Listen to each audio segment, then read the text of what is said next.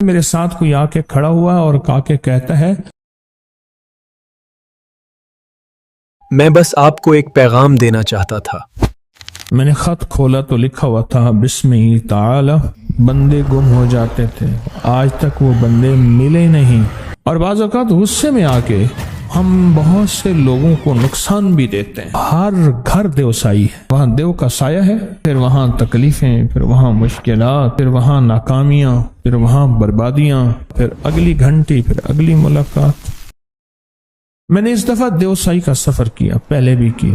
میں مسلسل جہاں جنات مجھے نظر تو نہیں آتے، نہ مجھے جنات تابع ہے، نہ میں دعویٰ کرتا ہوں، میں نے ایسے نیت کی اعمال کرتا رہا 5-5.5 گھنٹے کا سفر تھا وہ۔ میں ہدیہ کرتا رہا۔ میں کہ اللہ تو جانتا ہے، کہتے ہیں یہاں دیو ہیں، اس لیے اس جگہ کا نام دیوسائی ہے۔ کہنے لگے کہ دیوسائی میں ایک وقت ایسا بھی تھا جو لوگ رات کو گزرتے تھے ان کی گاڑیاں گم ہو جاتی تھی، اور آج تک وہ گاڑیاں ملی نہیں۔ بندے گم ہو جاتے تھے، آج تک وہ بندے ملے نہیں۔ سامان گم ہو جاتا تھا، آج تک وہ سامان ملا نہیں۔ چیزیں گم ہو جاتی تھیں، آج تک وہ چیزیں ملی نہیں۔ ہمارے ایک مخلص تھے حکیم عبدالوحید صاحب رحمۃ اللہ علیہ، بڑی پرانی بات ہے، کوئی آج سے بہت پرانی۔ کہنے لگے میں دیوسائی گیا، وہاں نماز کا وقت ہوا، ہم نے جماعت کرائی۔ وہاں سلطان راہی نے ایک مسجد بنائی تھی، تو کہا ہم 3 افراد تھے، میں نے جماعت کرائی، پیچھے 2 تھے، تو میں نے محسوس کیا ادھر بھی لمبی صف ہے اور ادھر بھی لمبی صف۔ 2 فرض پڑھنے تھے پردیسی مسافر کے، 2 فرض کے بعد سلام پھیرا تو کوئی نہیں تھا۔ میں نے پوچھا تھے تو ہم 3 افراد، تو یہ اتنی لمبی صف؟ کہنے لگے ہم نے بھی محسوس کیا کہ ادھر سے لوگ بھی آگے جمع ہو رہے ہیں، ادھر بھی جمع ہو رہے ہیں، ایسی لمبی صف تھی۔ احساس تھا کہ پیچھے بھی صفیں تھیں، جیسے کوئی بندہ نا دوڑ کے شامل ہوتا ہے، اس کا احساس، اس کی سانسیں، اس کے پاؤں کی آہٹ۔ میں اعمال کا ہدیہ کرتا رہا۔ مجھے نا لوگ آتے ہیں تو بعض اوقات کوئی خط دے جاتے ہیں۔ مجھے ایک بندہ خط دے گیا اور ساتھ ایک رکا بھی دے گیا، اس نے کہ یہ کسی نے دیا تھا کہ حضرت کو دے دینا۔ اس وقت میں مصروف ہوتا ہوں ملاقات میں، لیکن پتہ نہیں میرے اندر کیا بے چینی ہوئی، میں نے کھولا۔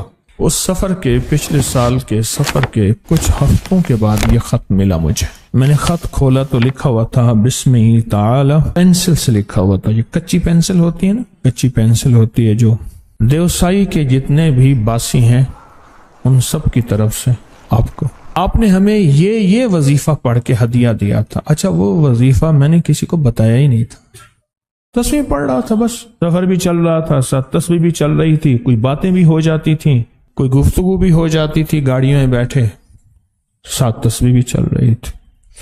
آپ نے ہمیں یہ ہدیہ دیا، یہ وظیفہ دیا، ہمیں خوشی ہوئی۔ یہاں سے صدیوں سے لوگ گزر رہے ہیں، بہت کم ہماری زندگی میں آئے ہیں جنہوں نے ہمیں ہدیہ دیا۔ اور بعض اوقات غصے میں آ کے ہم بہت سے لوگوں کو نقصان بھی دیتے ہیں۔ یہاں واقعات ہیں، آپ کے ہدیے نے ہمیں بہت سکون دیا، تسلی دی، اور ہمیں راحت ملی۔ ہم سارے مل کے آپ کے لیے اور آپ سے جڑے تمام لوگوں کے لیے دعا کریں گے، اور ہم نے فیصلہ کیا ہے کہ جب بھی اور جہاں بھی آپ کا لیکچر دنیا میں ہوگا، قبیلے در قبیلے ہم لاکھوں جنات ہمیشہ ہر محفل میں، ہر حالات میں ضرور موجود رہیں گے۔ خط تھا اور پھر میرے لیے بہت ساری دعائیں بھی تھیں۔ میں نے پڑھا، دراز میں رکھا، پھر اگلی گھنٹی، پھر اگلی ملاقات۔ میں نے سوچا کہ گھر جا کے نا اپنے بیٹوں کو دکھاؤں گا، گھر والوں کو، کہ دیکھو اعمال کا ہدیہ دیا کرو۔ گھر جو ڈاک کو دیکھتا ہوں وہ نہیں ہے، پھر چھانٹی کی نہیں ہے، تھوڑے سے خط ہوتے ہیں، کوئی لمبے چوڑے تو نہیں ہوتے۔ ایسے میرے دل میں خیال آیا، میں نے کہا خط مجھے پڑھانے کے لیے آپ نے دیا تھا، تو میں نے اپنے بیٹوں کو پڑھانا تھا، گھر والوں کو پڑھانا تھا، ان کو بھی اعمال کی رغبت ہو جاتی، ان کو بھی شوق پیدا ہو جاتا۔ میں نے کہہ دیا۔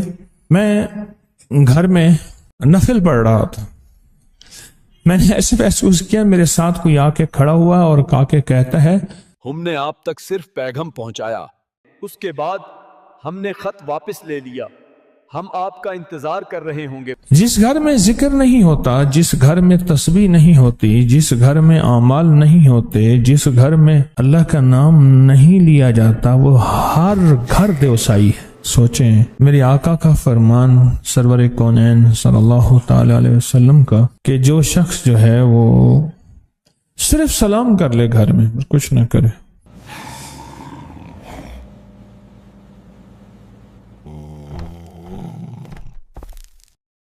السلام علیکم۔